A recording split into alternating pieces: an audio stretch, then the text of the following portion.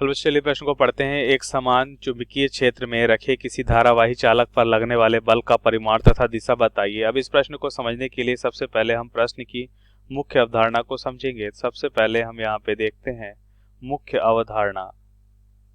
सबसे पहले यहाँ पे हम देखेंगे मुख्य अवधारणा।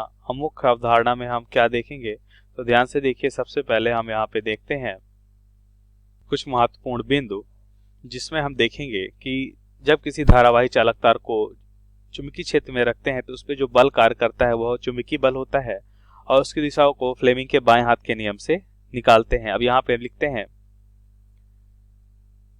कि जब किसी धारावाही चालक तार को धारावाही चालक तार को चुंबकीय क्षेत्र में रखते हैं, चुंबकीय क्षेत्र में रखते हैं, तो उसमें चुंबकीय बल कार्य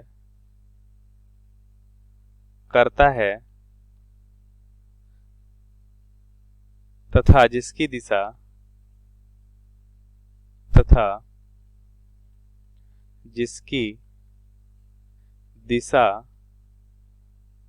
फ्लेमिंग के बाएं हाथ के नियम से हम निकाल सकते थे। जिसकी दिशा फ्लेमिंग के बाएं हाथ के नियम से ज्ञात कर सकते हैं।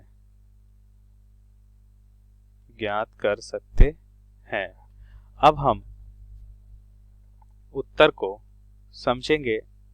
अब हम देखते हैं कि अगर हम चुंबकीय क्षेत्र की दिशा मान लेते हैं धनात्मक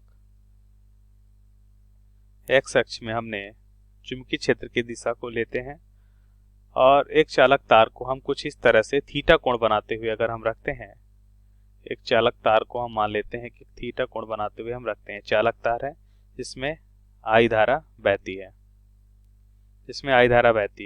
तो हम देखते हैं कि चालक तार चुंबकीय क्षेत्र के साथ कितना कोण बना रहा है, थीटा कोण।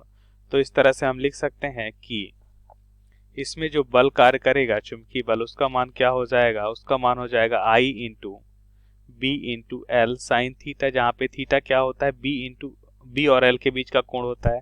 एल क्या होता है, एल की देखिए चुंबकीय क्षेत्र की दिशा तो यहाँ पे हमने दर्शा लिया। एल क्या होता है, एल चालक तार की लंबाई है। मान लेते हैं चालक तार कितना लंबा है, इसकी लंबाई मान लेते हैं एल है। तो एल लंबाई का एक चालक तार है और इसकी दिशा को अगर हम देखें तो धारा की दिशा में इसकी दिशा को हम मान लेते हैं। तो हम यहाँ पे देखेंगे कि एल और बी के बीच का कोण कितना है, थीटा। तो यह होता है चुंबकीय बल। ये क्या कहलाता है, चुंबकीय बल कहलाता है, जो धारावाही चालक तार जब किसी चुंबकीय क्षेत्र में कार्य कर रहा होता है। तो यह तो हमने देखा बल। और दिशा की अब बात करते हैं, तो दिशा को हम फ्लेमिंग के बाएं हाथ के नियम से निकालेंगे। तो दिशा को हम निकालेंगे, जैसा कि मुख्य अवधारणा में हमने देखा कि दिशा को हम ज्ञात करते हैं फ्लेमिंग के बाएं हाथ के नियम से। तो इसमें हम क्या करते हैं, इसमें हम बाएं हाथ की 3 उंगलियों को परस्पर लंबवत रखते हैं, मतलब अंगूठा अंगूठे की बाद वाली तर्जनी और उसके बाद वाली मध्यिका उंगली को। अब यहाँ पे मध्यिका उंगली को हम रखते हैं चुंबकीय क्षेत्र की दिशा में, मध्यिका उंगली को रखते हैं चुंबकीय क्षेत्र की दिशा में। और या ये तर्जनी उंगली है, कौन सी उंगली है, तर्जनी उंगली को हम रखते हैं चुंबकीय क्षेत्र की दिशा में, मतलब अंगूठे की बाद वाली उंगली। तो मध्यिका उंगली को हम कहाँ पे रखेंगे, मध्यिका उंगली को हम रखेंगे धारा की दिशा में। तो हम कह सकते हैं कि इसका जो तल है, अब ये किस तल में है, धनात्मक एक्स, और धारा किस तल में है, वाई दिशा में। तो इधर हम रखेंगे मध्यिका को, मध्यिका हम यहाँ पे कह सकते हैं, देखिए ये हो जाएगी तर्जनी और मध्यिका सबसे बड़ी उंगली होती है। तो यहाँ पे हम इसे लिखेंगे या इसे रखेंगे धारा की दिशा में, तो अंगूठे की दिशा हमें क्या बताएगा? तो अंगूठे की दिशा हमें बताएगा